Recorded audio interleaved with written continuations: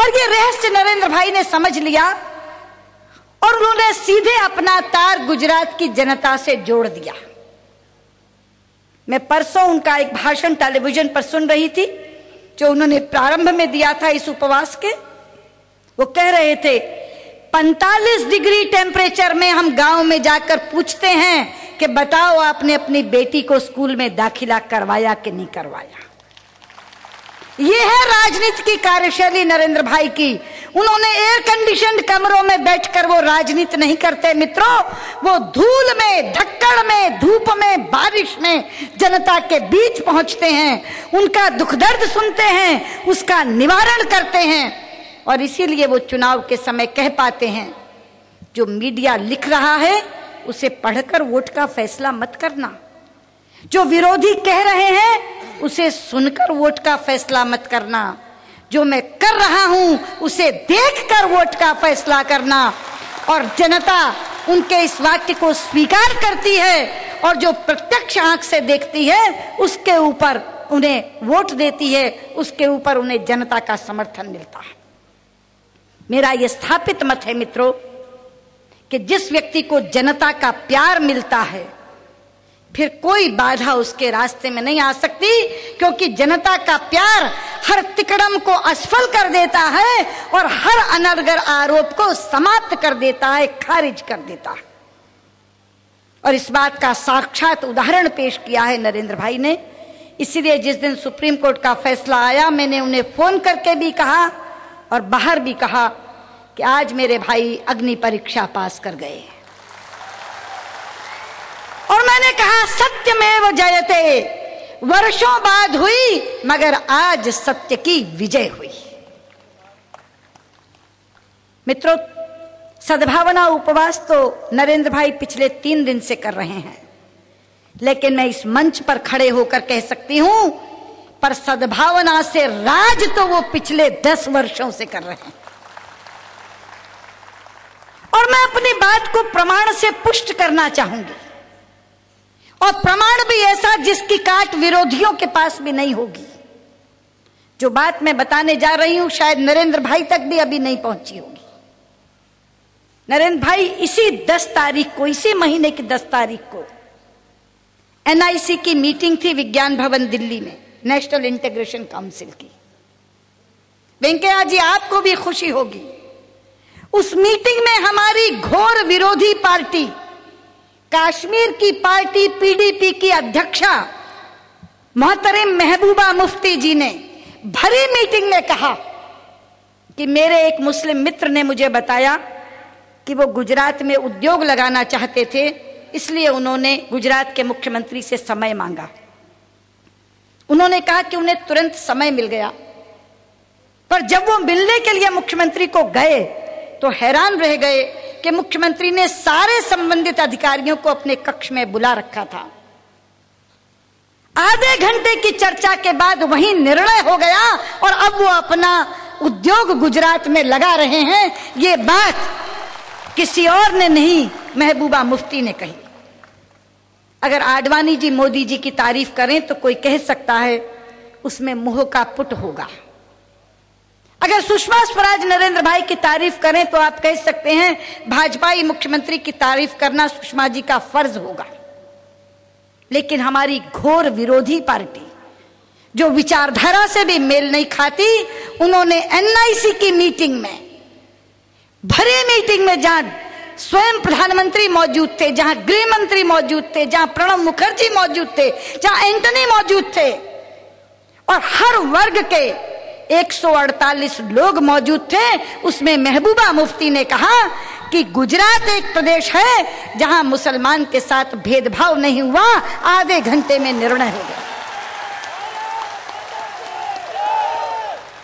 मित्रों, गुजरात की कोई विकास योजना ये देखकर नहीं बनती कि इसका लाभ हिंदू को मिलेगा कि मुसलमान को।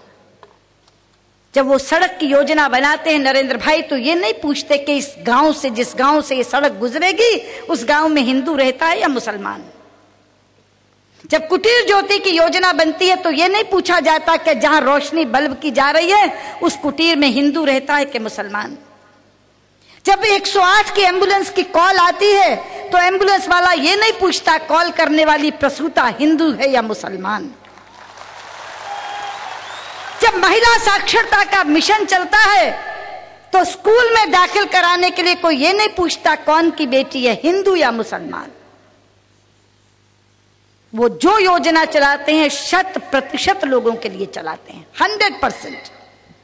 और 100% का मतलब है कि उसका लाभ गुजरात में रहने वाले हिंदू को, मुसलमान को, ईसाई को, सिख को, पारसी को, सबको मिलता है जो गुजरात की धरती पर रहता है, क्योंकि उनकी निगाह में वो व्यक्ति केवल गुजराती है, केवल और केवल भारतीय है। जात और मजहब की निगाह से नरेंद्र भाई अपने किसी गुजरात के व्यक्ति को नहीं देखते। 4 वर्ष पहले मुझे इजराइल जाने का मौका मिला। हमारे यहाँ संसद में ग्रुप बनते हैं, फ्रेंडशिप ग्रुप्स, अन्य देशों के साथ के मैत्री समूह। तो Indo Israel parliamentary friendship group की मैं अध्यक्षा थी, चेयरमैन थी। उसी नाते मैं इजराइल गई थी।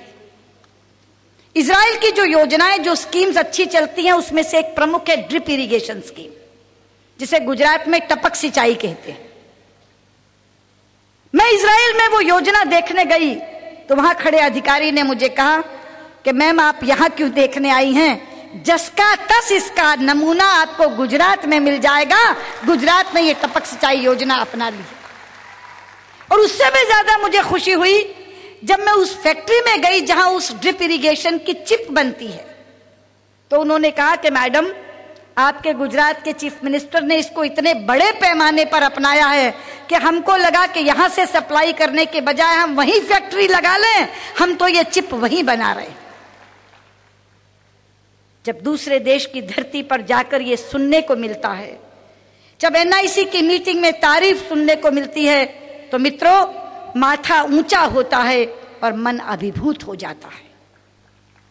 लेकिन यहां मैं एक बात और कहना चाहूंगी कि केंद्र की सरकार की हर संस्था जो राज्यों की कार्यशैली का आकलन करती है, वो गुजरात को अव्वल दर्जे से पास करती है। लेकिन तो भी दलगत राजनीति के चलते केंद्र की सरकार गुजरात राज्य के विकास में हर दिन अड़ंगे लगाती है।